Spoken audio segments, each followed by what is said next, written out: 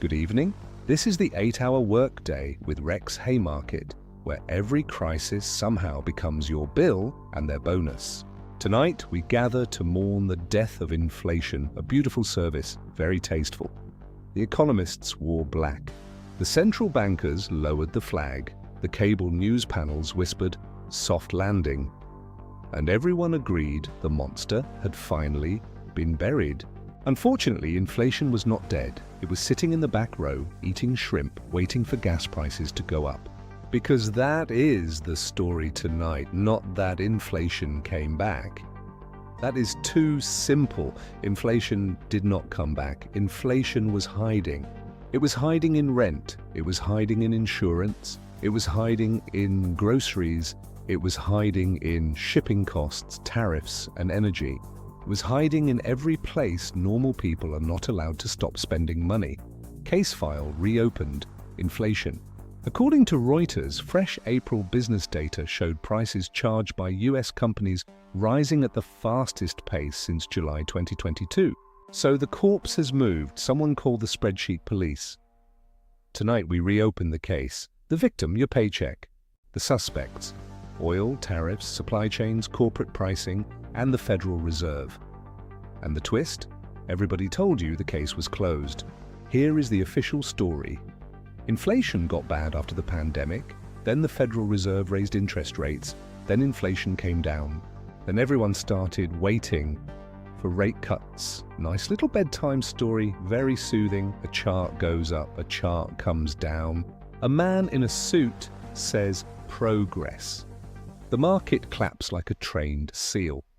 But there are two kinds of inflation, official and lived. Official inflation is a percentage. Lived inflation is when your grocery cart looks the same but costs $30 more. Official inflation is a chart. Lived inflation is your car insurance jumping for reasons nobody can explain without using the word environment. Official inflation is a target. Lived inflation is opening your credit card statement and realizing money now has a cover charge. Inflation does not have to be exploding to make people feel poorer. It just has to stay high enough while wages fail to catch up. That is a trap.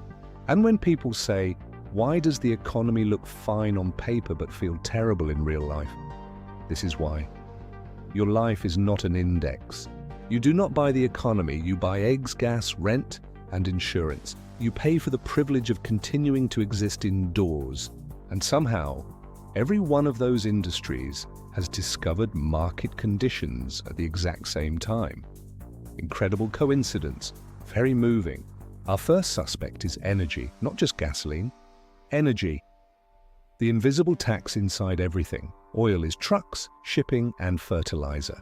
Oil is the cost of moving the modern world from one place it should not be to another place it cannot afford to be.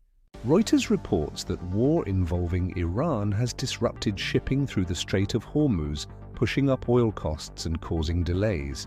And when energy rises, it does not stay in its category. It migrates like a parasite with a Bloomberg terminal. It gets into everything.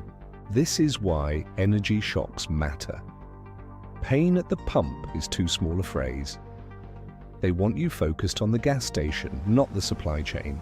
The real problem is that energy is a cost multiplier. It touches everything before you do. Oil shakes down products at 5 checkpoints. Then the company tells you prices had to go up. A real cost shock can become a pricing opportunity. A war raises costs. A company raises prices. And then every pricing department asks the most important question in capitalism. How much can we get away with? Not what did it cost us? That is not a conspiracy. That is a quarterly earnings call. Suspect 2 is tariffs, and this one is special. Tariffs are sold to voters as something somebody else pays. We are taxing foreign countries. Beautiful, patriotic, simple, wrong.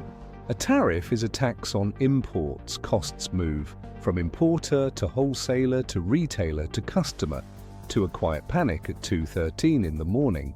A Fed note shows tariffs raised core goods prices by 3.1%, through February 2026. That is not a rounding error. That is policy. That is policy showing up in the shopping cart wearing a fake mustache. Now, inflation is rarely one villain in a cape. It is usually 5 middle managers in a trench coat: energy, tariffs, supply chains, corporate pricing, and high interest rates. But tariffs matter because they make the problem stickier. They raise the floor under prices. Companies remember the increase but forget the excuse. Funny how that works. A tariff goes on. Prices rise. The tariff gets adjusted or challenged. But the price? It settles down. It does not move back. The third suspect is the supply chain. Yes, the old villain is back, the phrase America learned during the pandemic and tried to forget. Reuters reports manufacturing strength is driven by stockpiling, companies buying ahead, trying to get inventory before prices climb again. Panic buying is not just a consumer behavior. Businesses do it too. When goods might become scarce, they buy early. Demand jumps, prices rise. And then a guy on television says, "Why are consumers so pessimistic?" Maybe because the economy is now a haunted warehouse. This is the inflation escape room. Door number 1, groceries, locked.